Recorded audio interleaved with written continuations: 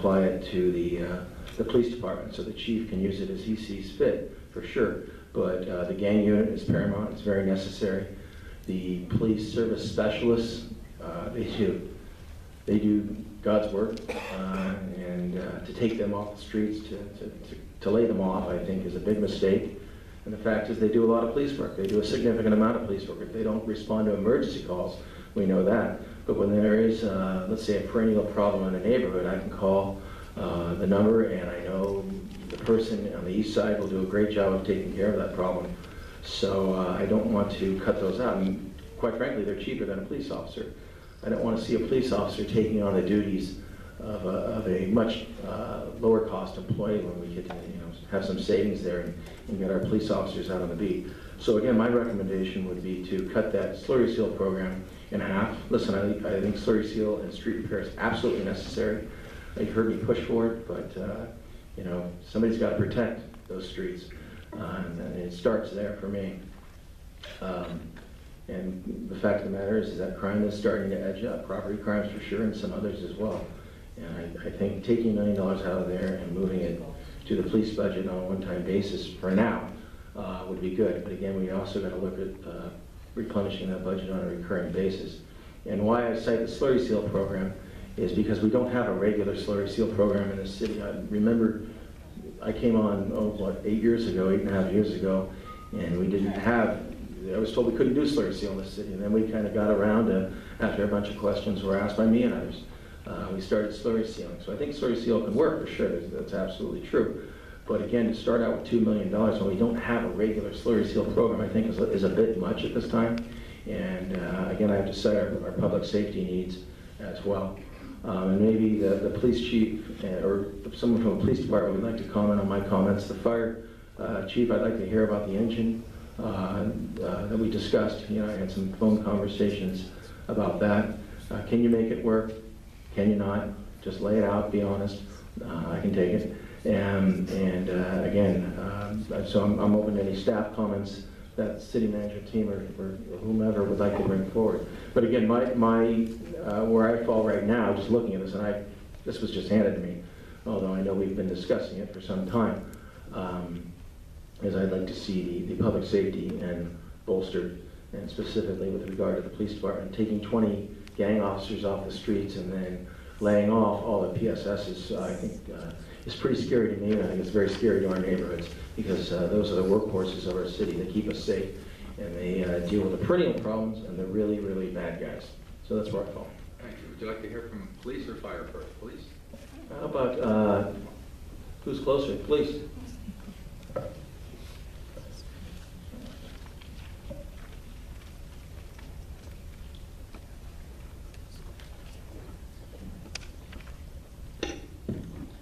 Chairman DeLong, members of the committee, Councilmember O'Donnell.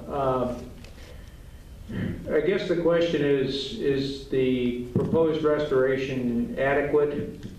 And the answer is any restoration is better than no restoration. The one issue that is of some concern is procedurally, if these are one-time funds, I don't know that we can restore any of the gang personnel. In fact, I don't think we can restore any of the personnel with the one-time funding unless the policy that's been established is changed. Well, let's talk about that, because as I understand it, we've been funding overtime on a one-time basis. So in my eyes, what you do is you apply this to the overtime fund. Because right now, aren't you robbing from other funds to pay the overtime fund at the end of the year? Yes, we're using salary saving vacancy salary savings to pay for any overtime costs that exceed the amount that we have budgeted for overtime. The issue, though, that I thought I understood when the chairman was describing the restorations, talked about the restoration of, or at least providing the chief with the discretion for restoration of gang enforcement staff or overtime as he saw fit, and also there was a restoration of the staffing for the prisoner transport unit and the PSS positions. And my understanding was that one-time funds could not be used for for personnel ongoing costs. Correct, but they can be used for overtime. Yes, sir, I agree, and we would very definitely use those funds for overtime. And let me be clear, when we talk about police overtime, it isn't a commander says, hey guys, I've got some overtime, why don't you work Friday and Saturday night till 4? It's non-discretionary overtime, it's mandatory. There's a major call out, be it SWAT, your patrol guys run into a major incident and they have to stay over their shift. That's where the overtime is going right now. There is no discretionary overtime as I understand it. Is that accurate? That is accurate, yes, sir.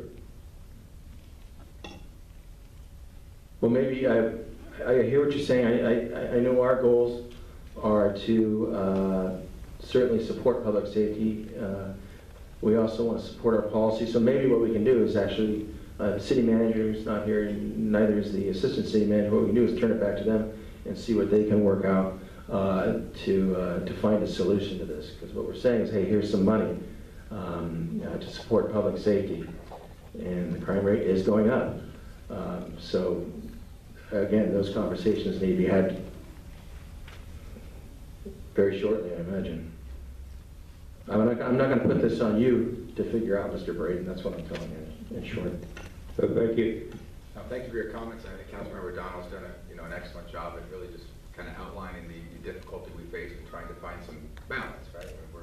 We're trying to do the best we can to use one-time revenues for one-time expenses. Clearly, we're deviating from that policy this year. I don't think there's any doubt about that. So now it's a matter of you deviate a little bit, you deviate a lot. I think that's the discussion we're having here. And I think it's a similar discussion you're going to hear at the council meeting tonight when there's 9 members that are debating this, in addition to the 3 of us, and I'm sure that they will all have unique points of view as well. I think the only thing that perhaps I look at a little bit differently is I'm not so sure we're robbing from other pieces of the police department to cover overtime. Taking? Well, I think that we have a number of positions, and candidly, year after year after year, we use those salary savings to cover overtime. Now, I think as a council, I think we ought to debate that policy, probably not tonight, but I do think once we get the budget behind us, because it'd be very difficult to fix that in the middle or as we're almost at the end of the process.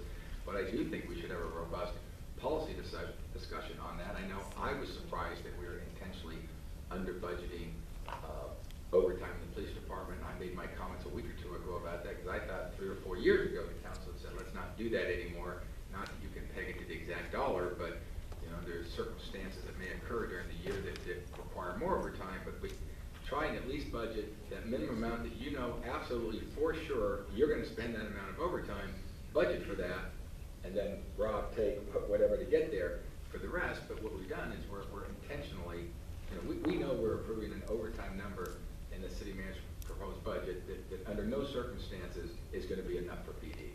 And I think that's why you'll find 9 council members that are going to agree to provide some additional funding for police overtime. There may be some disagreement on what that dollar amount, what's $1 million or $1.5 million or $2 million.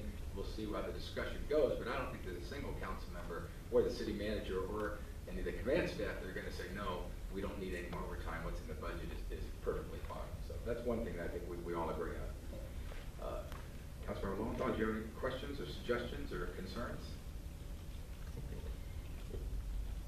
Yeah, I think you've summarized the point well. It is troubling that we would have to amend our long-stated policy in order to accomplish this, but in terms of what we all feel is a major priority, especially given what the police chief has shared with us and various commanders about the uptick in crime, it would be important to do so.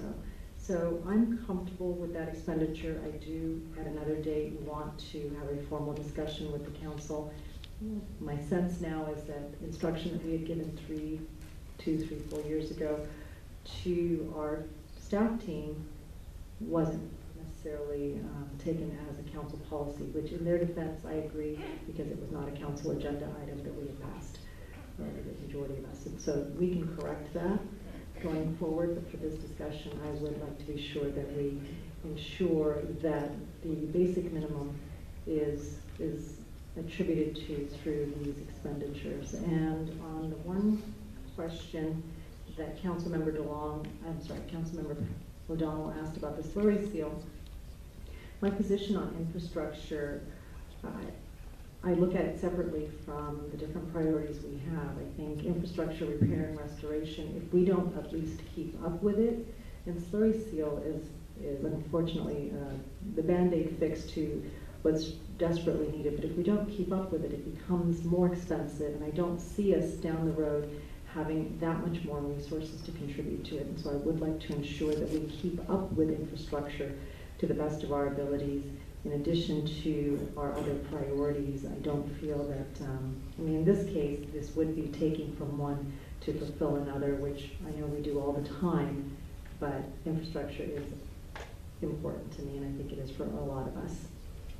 Yeah, thank you for that. I do. I mean, I think we all agree with Councilmember O'Donnell. Would like to provide more funding to the police department, but again, the balance is, do you do it for that one-time, one-year compensation when you know next year you're going to have to cut it, as opposed to, we'll say, slurry seal, that if you do it, you know, that's a 7, 8, that's a 10-year investment. You get a multi-year investment off it, and I think Councilmember Lowenthal's suggestion, and if you don't do it, that's 60 cents, you know what it costs you today for a square foot or whatever, it'll cost you $6 down the road. It costs you 10 times as much if you don't do the preventive maintenance. So, you know, difficult decisions, not a clear answer, but I'm sure we'll get there this evening.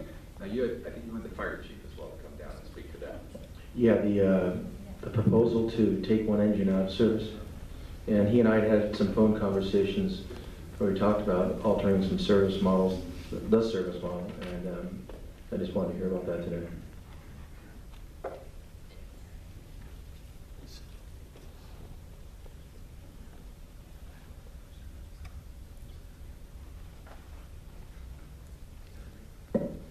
Chief? Committee Chair, members of the committee, I'm sorry, Councilmember O'Donnell, if you could restate your question. I don't recall what you asked. The question was with regard to the proposal to take an engine out of service, a fire engine. Is there anything you can do to your service model that would allow us to keep that engine in service? I'm sure there are lots of things you could do, but anything reasonable that you can do.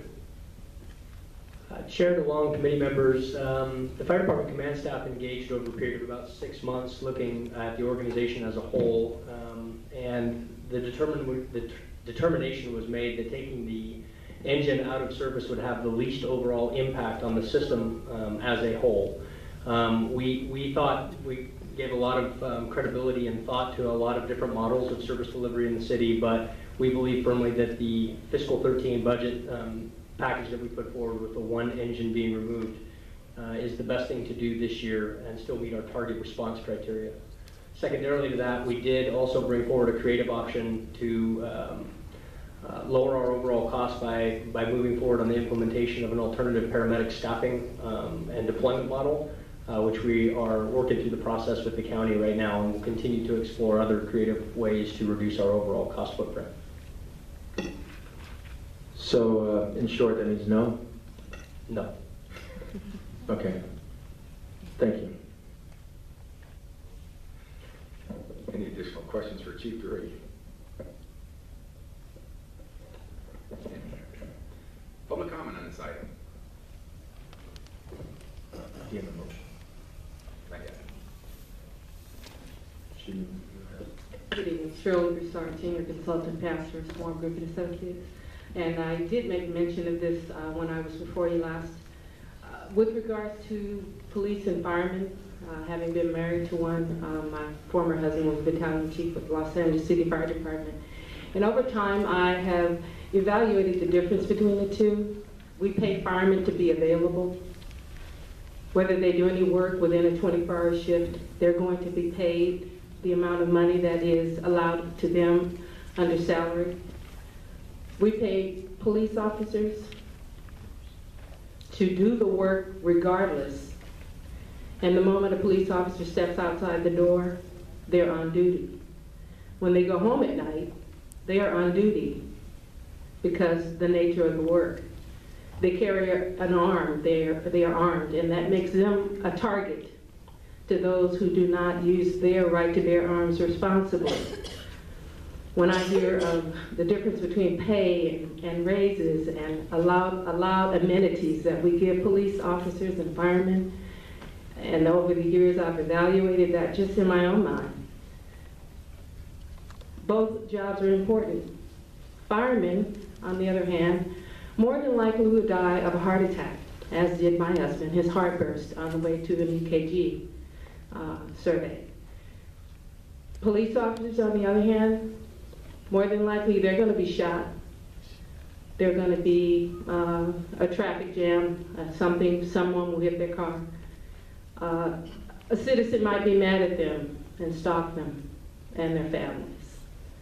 So in my mind, and you'll make the decision based on every year, based on what your findings are, but in my mind, as a citizen, having been married to a fireman, I believe respect belongs to both positions. However, in terms of the work, the actual work that is being done, police officers are more at risk every day. They don't have a place to go and sit and camp out at night, as do the firemen. They have to sit on the side of the road or in a parking lot, and they're always on duty. Where's the rest there?